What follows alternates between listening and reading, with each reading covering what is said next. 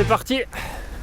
Là on est dans la deuxième partie pentue de l'ascension. On a une première partie avec des pentes avoisinant 15, 16 voire 17%. Un premier replat, enfin quand je te dis replat c'est à 4%. À peine le temps de souffler pour... Exactement, à peine le temps de souffler, digérer le début de l'ascension. Là on est dans la deuxième partie de la bosse à 9%. De nouveau un petit replat qui n'en est pas un encore.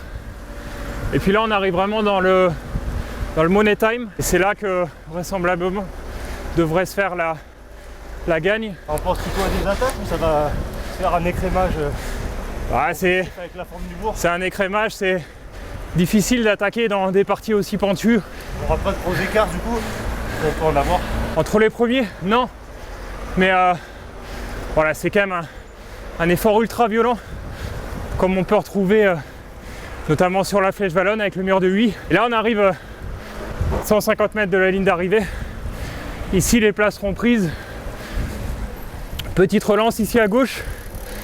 Et l'arrivée 50 mètres plus loin. Donc attention, si on a les mêmes conditions qu'aujourd'hui sur route mouillée, attention de ne pas glisser ici. On peut s'attendre à quel type de coureur?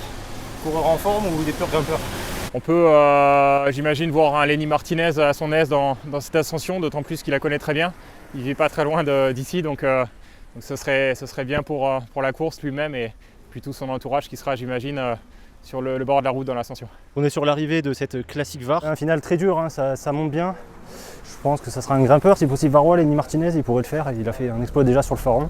Il pourrait faire la passe de 2 dans des derniers pourcentages qui avoisinent les 20%. Ça promet du beau spectacle.